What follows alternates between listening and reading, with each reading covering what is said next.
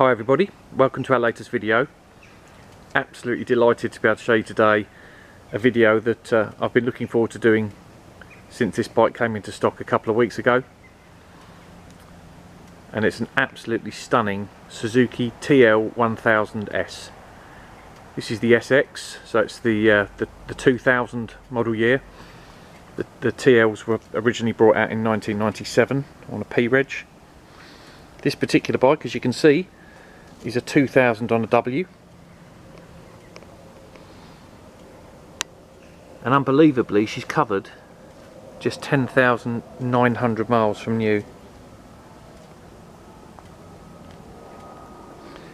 So if you hankered after a TL in your late teens or early 20s, but never got round to owning one, this is a great opportunity to own an example of a TL which I think you'd be hard pressed to better. So as I say, this bike's done just under 11,000 miles, 10,900 miles from new, and the condition can only be described as near perfect for a usable bike, shall we say. The paintwork is absolutely astonishing, and just using our experience and knowledge, having gone over the bike with a fine tooth comb, all the paintwork appears to be genuine, which again on an 18-year-old bike is rare to say the least, but beautifully polished. You could certainly have a shave in your reflection, that's for sure. So basically the TL uses an engine that was designed specifically for the bike, Suzuki's answer to Honda's VTR 1000 Firestorm, and also trying to combat the threat from the V-twins from Ducati, which were obviously doing so well in World Superbikes, etc. So it's a 1000cc V-twin, liquid cooled, developing somewhere between 125 and 130 horsepower depending on which review you look at, but an absolute stonker of a motor. And in fact the engine was so potent and torquey in its day that it was somewhat the basis for the nickname the Widowmaker. Not so much the engine itself, but the fact that original bikes lacked a steering damper, and you can see this one has the steering damper upgrade. So early bikes were well, they were rumoured, and I guess to a certain extent it was a well-founded rumour that under hard acceleration, on particularly on sort of bumpy British roads, that the geometry of the bike just couldn't cope, and the TLs were famous for their tank slappers. So a number of incidences worldwide. So the bike was actually recalled for the steering damper mod.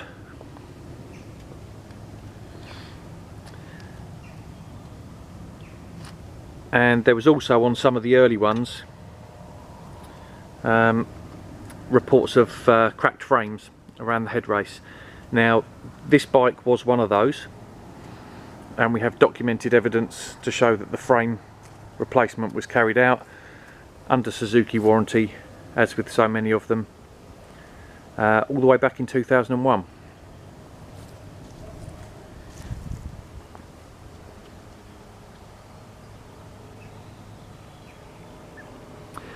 Now this bike's also had some tasteful upgrades, so it's, in many respects it's a standard bike, in as much as original paintwork, documented history, just a very, very nicely looked after clean machine, but tasteful upgrades, and certainly upgrades that are commensurate with the type of bike and the age it was released. As you can see, we've got a carbon front fender, carbon intake covers with these slightly smoked mini indicators, a tinted power bronze screen. So you can see we've got a colour coded belly pan, which in the purposes of being up front, as with so many of them, there's just a little bit of paint peeling off the front there due to its proximity to the exhaust downpipe. You can also see we've got a carbon rear hugger with an integrated chain guard, colour coded pillion cover, and we've got the pillion seat as well. Quite a nice tasteful tail tidy there, still not quite a full size number plate but not far off it, and again with those slightly smaller smoked indicators.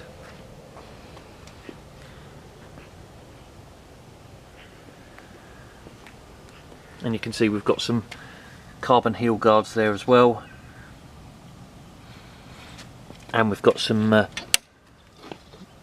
aftermarket exhausts as well, which sound absolutely lovely.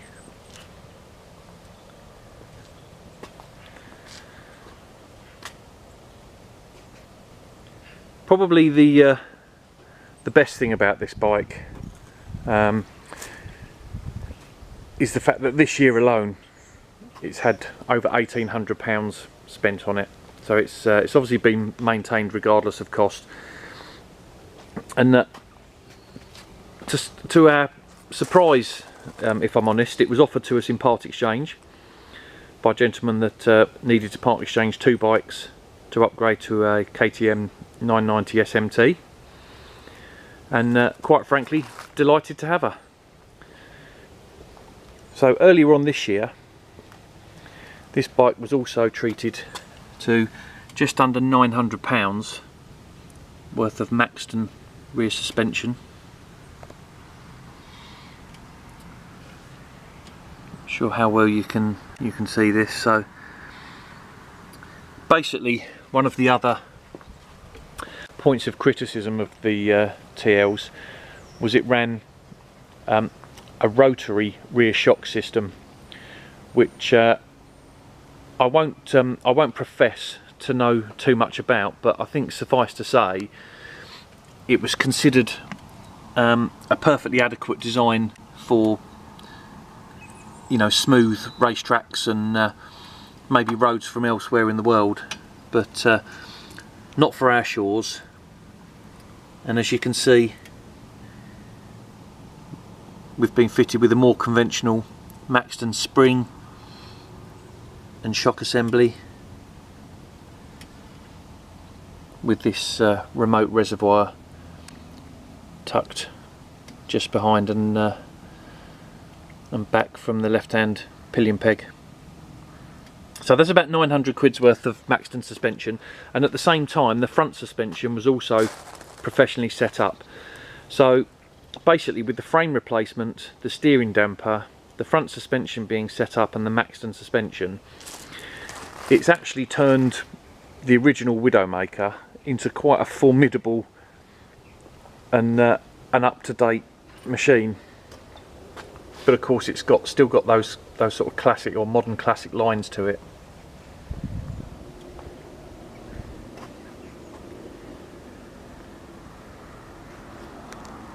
If you haven't already noticed, she has tastefully had the rear wheels powder coated in gold, and having seen a number of wheels powder coated over the years, I've got to say that these have been done extremely well.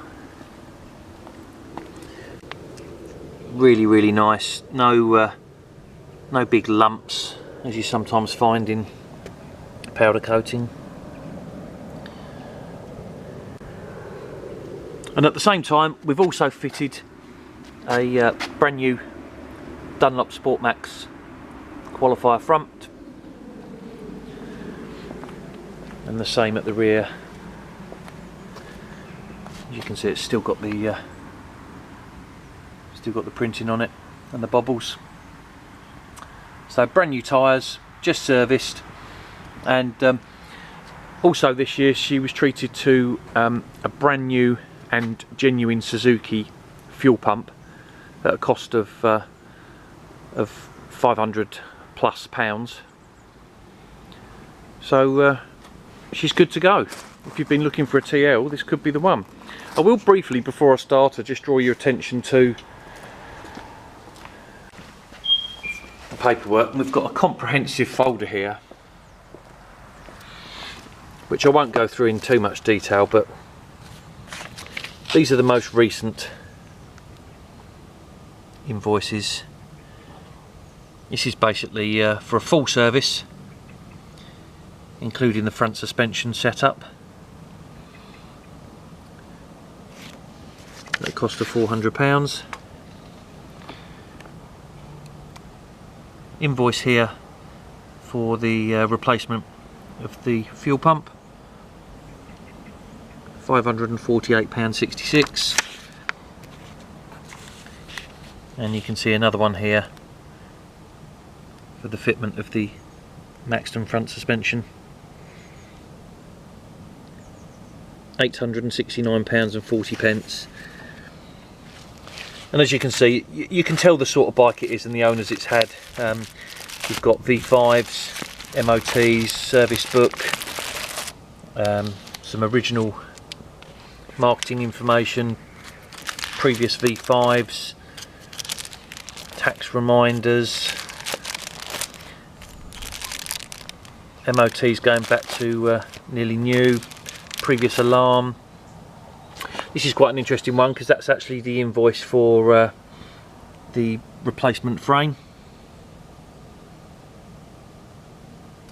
that was done at Ken's Motorcycles in Newcastle, which are obviously a Suzuki main dealer. And this is all just you know, an additional benefit to the bike, showing its history, documented history, and the fact that it's been well looked after. Even a documentation there from 2008, believe it or not, of TLS, the Mental Bargain. Now, in fairness, they're obviously an appreciating classic now, so arguably not the bargain that they were 10 years ago, but what is. So I'll just drop that paperwork down there for a second, and we'll start her up for you. See the instrument panel do its self check, and you can also see that we've got a really nice carbon instruments around as well, and she's currently showing 10,919 miles. Just start her up for you. I do just need to pull the clutch in, so excuse the camera for a second.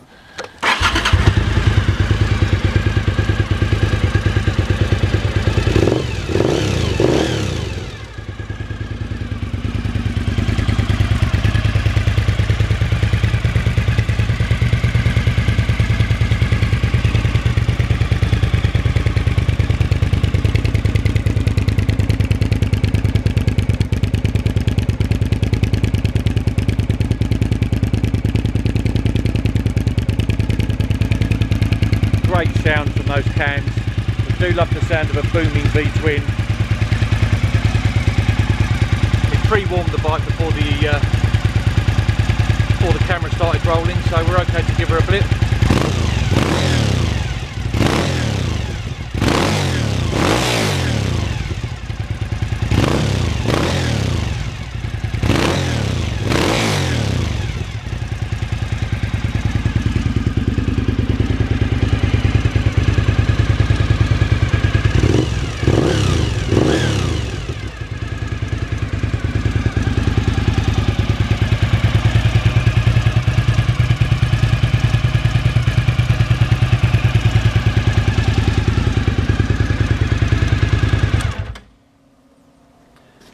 So there you have it.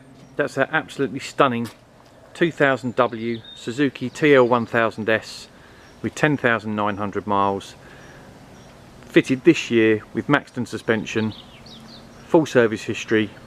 I did forget to add during the video actually that we've also rebuilt the rear brake caliper, which is a common fault on earlier Suzukis for seized pistons and pins. So rebuilt caliper, all the usual bits in all the right places really. So have a look at the website for the full specification, and this bike is available at 3495. I hope you enjoyed the video.